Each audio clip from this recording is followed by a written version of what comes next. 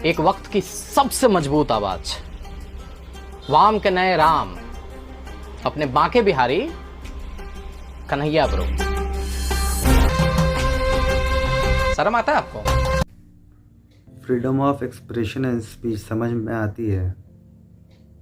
जाहिर सी बात है, हमारे संविधान है, हमारे संविधान ने हमें आज़ादी दी है अपने बातों को, अपने विचारों को कहने की। पर क्या इसका मतलब ये है कि हम अपने बातों और विचारों से किसी भी इंसान के सम्मान को ठेस पहुंचा सकते हैं? जी हाँ, ऐसा ही कुछ हुआ है। अभी 2 या 3 दिन पहले एक बहुत ही फेमस यूट्यूब चैनल जिसका नाम है बिहारी नंबर 1, और उसके रचयिता हैं, पता नहीं एक्टर है क्या है, बट अपने आप को कहते हैं कि उन्होंने 98% से 10th क्वालिफाई किया और उसके बाद DPS से उन्होंने पढ़ाई करी है, खुद को इंजीनियर बताते हैं, और वो अब शब्दों का गाली का इस्तेमाल कर रहे हैं एक बहुत ही फेमस पॉलिटिशियन जिसका नाम कन्हैया कुमार है, उनके खिलाफ। तो ऐसे एक पढ़े लिखे इंसान से मुझे उम्मीद नहीं थी। पहली बात तो कन्हैया कुमार कोई सत्ता में नहीं है, सत्ता में है हमारे नीतीश कुमार जो हमारे मुख्यमंत्री हैं। उनकी जिम्मेदारी बनती है, अगर कोरोना के महामारी में कुछ भी सही होता है या नहीं होता है, हमें ऑक्सीजन की कमी हो जाती है, हमारे पास एम्बुलेंस नहीं है, हमारे पास बेड नहीं है, तो ये सवाल क्या हम कन्हैया कुमार से करेंगे कि आप कहाँ हैं और आपने इस महामारी में इन सब चीज़ों का इंतज़ाम क्यों नहीं किया, या वो काम नीतीश कुमार करेंगे? जाहिर सी बात हो, विपक्ष है, वो सवाल कर सकता है, ठीक है, वो 1 महीने से यहाँ पर नहीं है, या फिर वो पब्लिकली नहीं आया, हो सकता है उसकी तबीयत ख़राब हो। क्या आपने कोशिश करी जानने की कि वो 1 महीने से जो इंसान 1 महीने पहले सिवान में हो सकता था, कोलकाता में हो सकता था, 2 महीने पहले, 3 महीने पहले वो केरला में था, 6 महीने पहले उसने इलेक्शन लड़ा, 10 महीने पहले उसने कई जगह जाकर बहुत सारे कैंपेन किए। हमारे विपक्ष का एक बहुत ही अच्छा सवाल उठाने का जो मुद्दा है उन्होंने वो रखा, पेश किया, और अगर 1 महीने से वो नहीं आ पा रहे हैं पब्लिकली, तो इसका ये मतलब नहीं है कि वो एक बिका हुआ इंसान है और चोर है, और बहुत ही गलत शब्द का इस्तेमाल किया है जो कि दोगला है। क्या कह रहे हो आप? बोलने से पहले आपने सोचा क्यों नहीं कि आप एक पढ़े लिखे इंसान हो, आप बिहारी हो, आप बिहारियों के नाम जो मतलब दिखा दिया आपने कि हाँ वही आप 90 के दशक के बिहारी हो, वही गाली गलौज, वही गुस्सा। क्या ये गुस्सा से आप क्या जाहिर करना चाहते हो? पब्लिसिटी लूटना चाहते हो? पब्लिसिटी मिल गई ना, लोग कह ना वाह वाह वाह वाह क्या बात बोला है, क्या गालियाँ दी हैं कन्हैया कुमार को, कितने बड़े इंसान हैं। तो गाली दे के किसी के सम्मान को ठेस पहुंचाकर आप पब्लिसिटी लूट रहे हो, वाह बहुत अच्छा काम कर रहे हो, कीप इट ऑन, करते रहिए। मैं अपने वीडियो के ज़रिए ये लोगों को ज़रूर बताऊंगा कि ये गलत है। देखिए, जो सही लगता है तो शेयर कीजिए, पसंद आए लाइक कीजिए, तो ना पसंद आए डिसलाइक कीजिए, कमेंट कीजिए। अपने freedom and expression of speech की आज़ादी का इस्तेमाल कीजिए, कमेंट कीजिए, और आगे भी ऐसे वीडियोस के साथ मैं आपके सामने आता रहूँगा। जय हिंद। पता नहीं जी आप कौन सा नशा करते हैं, हमको तो ऐसा लगता है ना कि आप दम घोटू चुप्पी से वफा करते हैं, और हमारे ऊपर पत्थर फेंकने के लिए अनपेड लेबर है, पैसा भी नहीं मिला होगा उसको। मोदी को पानी पी पी के, हाथ चमका चमका के, आंख घुमा घुमा के, जिस ठेठ मिश्रित हिंदी में तुम गरियाते रहते थे, घेरते रहते थे, सवाल पूछते रहते थे, आज क्या हो गया जी तुमको? बकार बंद हो गया तुम्हारे मुंह का, दांती लग गया तुमको।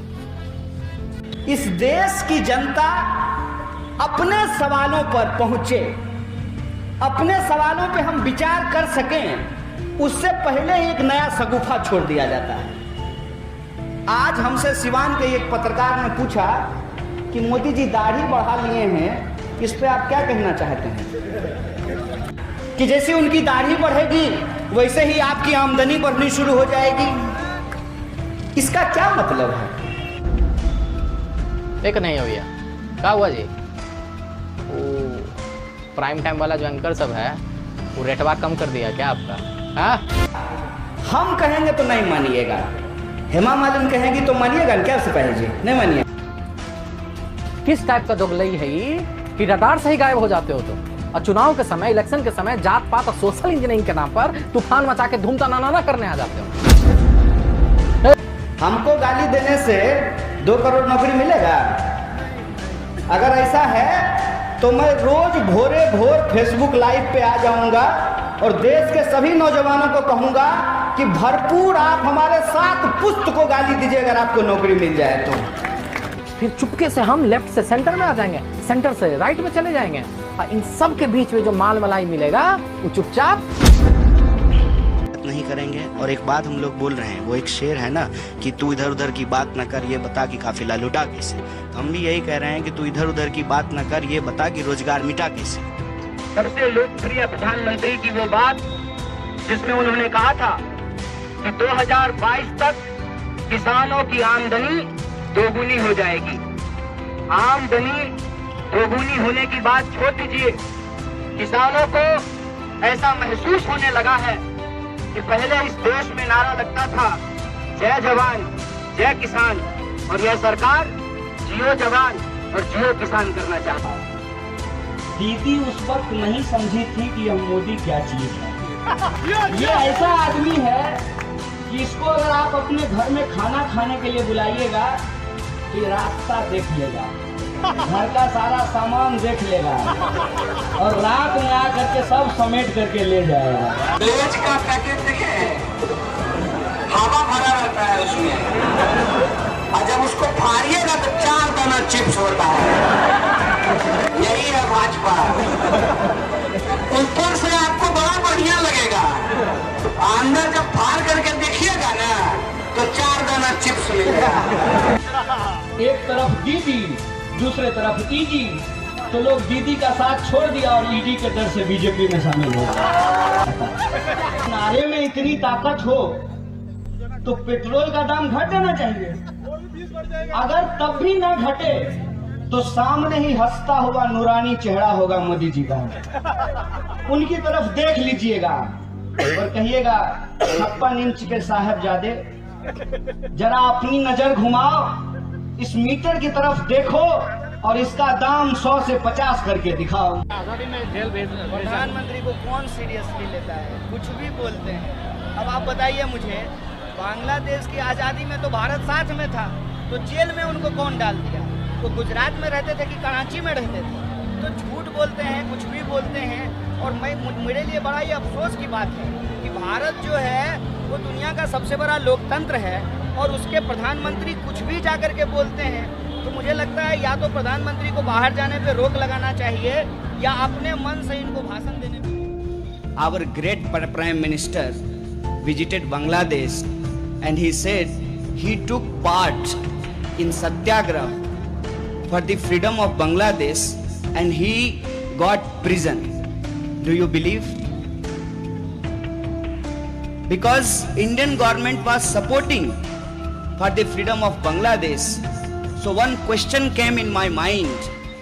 प्रधानमंत्री लड़ किसकी तरफ से रहे थे कि उनको भारत में जेल में डाला गया? So I am saying and publicly I am saying, in the history of Indian politics, current Prime Minister is the biggest liar. I am telling you कि जब कोई हमसे पूछता है कि मुझे रोटी क्यों नहीं मिल रही है, it is unfortunate for you that you are not getting bread. अगर मैं उसको कारण बता दूं, if I am in a position to explain him the reason, then they call us communist. We are not against religion, but we have reason to think. We have rationality, and our rationality says if we are paying our taxes to the government, it is the responsibility of government to build hospitals, to build schools, to build roads. We have vision to think and decide. जय हिंद। हो गया जी। देश हम हैं, देश में रहने वाले जो 135 करोड़ लोग हैं उनसे देश बनता है, और उनके हक और अधिकार की बात करना ही देश की बात होती है।